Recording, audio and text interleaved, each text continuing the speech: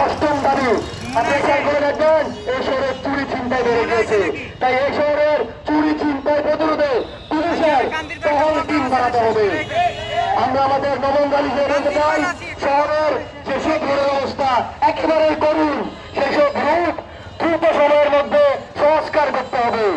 এবং আমাদের সর্বশেষ 10 নম্বর দাবি, আমাদের এই উল্লিখিত দাবিগুলো বাস্তবায়নের জন্য অতিরিক্ত জেলা প্রশাসক কিংবা অতিরিক্ত জেলা ম্যাজিস্ট্রেট যারাই দায়িত্বশীল আছেন তাদেরকে সমপর্যায়ের কোন সরকারি কর্মকর্তাকে এই সমপর্যায়ের কোন সরকারি কর্মকর্তা কিংবা যানজট নিরসনে যারা ভূমিকা রাখতে পারবে তাদেরকে নিয়ে একটি আলোচনা করে সুন্দর একটি পরিকল্পনা তারা উদ্যোগ দিবেন এবং সেই পরিকল্পনা আগামী 72 ঘন্টার মধ্যে চৌচল মুখকে প্রকাশ করবেন এবং দেখাতে পারবেন যে আমরা এই কুমিল্লা যানজট মুক্ত করতে চাই, আমরা জনগণের পাশে আছি।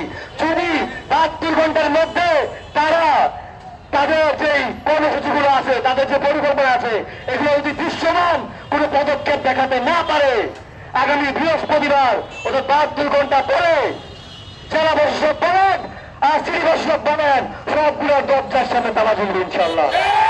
ইনকিলাব জিন্দাবাদ। এই যানজটের ঠিকানা হবে না, যানজটের ঠিকানা হবে না।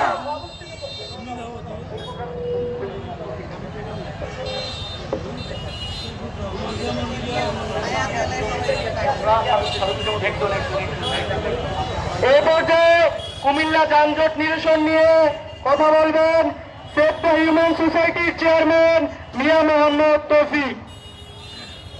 বিসমিল্লাহির রহমানির রহিম। অনেকক্ষণ বক্তব্য হয়েছে, আমরা কার্যকরী সিদ্ধান্ত চাই। এই শহর 1890 সালে পৌরসভা হয়েছিল, 2011 সালে সিটি কর্পোরেশন হয়েছে।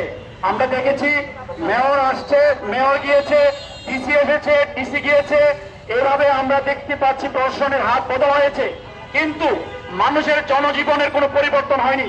আমরা যখন বিভাগ নিয়ে আন্দোলন করি তখন বলে বিভাগ নিয়ে আন্দোলন করে কি লাভ, তোমাদের চিত্র তো হলো যানজট আর যানজট। আমরা এখন বক্তব্য দিচ্ছি এই যানজট মুক্তের জন্য আপনারা চেয়ে দেখেন আশেপাশে সিএনজি অটোরিকশা ভরে গেছে। এই হলো কুমিল্লার বাস্তব চিত্র। প্রসূতি মায়েরা যখন তার পেটের বেদনা নিয়ে হসপিটালে যায়, আমরা দেখতে পাই তারা রাস্তার মধ্যেই প্রসব বেদনার জন্য এই প্রসূতি মায়ের শিশু সন্তান হয়ে যাচ্ছে। আমরা দেখি স্কুল কলেজের সামনে সন্তানরা দীর্ঘক্ষণ দাঁড়িয়ে থাকে তার মা বাবার সাথে। এই কষ্ট আজকের একদিনের দুদিন নয়, দীর্ঘদিনের। আমরা দেখেছি দেশ এই জুলাই বিপ্লবের পরে 5 থেকে 11 তারিখের মধ্যে আমরা দেখেছি স্বেচ্ছাসেবী সংগঠনের ছেলেরা এবং এই বৈষম্য বিরোধী ছেলেরা রাজপথে থেকে এই কুমিল্লা সহ সারা দেশে যানজট মুক্ত রেখেছে।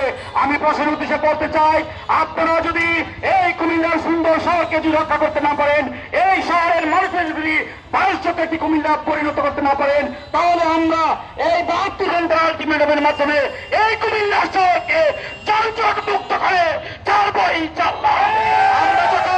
আমরা যখন প্রশাসনের ব্যবস্থ হই, আপনারা বলতেন যে রাজনৈতিক নেতাদের কারণে আপনারা এই যানজট মুক্ত করতে পারছেন না। আমি এখন বলতে চাই, এখন তো কোনো রাজনৈতিক দল ক্ষমতা নেই, তাহলে এখন কেন যানজট মুক্ত করতে পারছেন না?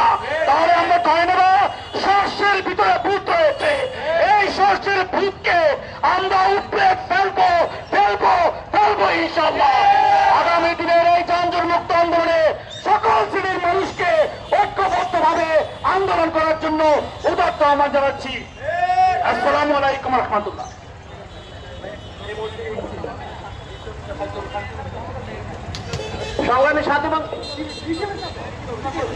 সংগ্রামী সাথী বন্ধুগণ, এখন আমরা কুমিল্লা সিটি কর্পোরেশনের প্রশাসকের বরাবর আমরা স্মারকলিপি দিব। নেতৃবৃন্দ সহ আপনারা যদি কেউ যেতে চান যেতে পারেন। নেতৃবৃন্দকে আমি অনুরোধ করব, আমরা এখন সিটি কর্পোরেশন থেকে রওনা হবো। খোদা হাফেজ।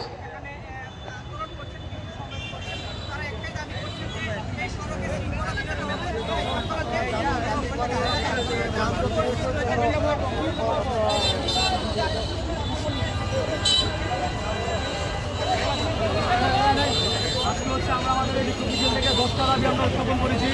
10টা দাবি তার দৃশ্যমান পদক্ষেপ বাস্তবায়নের উদ্দেশ্যে 72 ঘন্টা আলটিমেটাম অর্ডার দিয়েছি। আচ্ছা, আপনি তো একটু সরকারে বলবেন যে আসলে কি কোথায় সমস্যা, কি যানজটের কি সমাধান করতে হবে?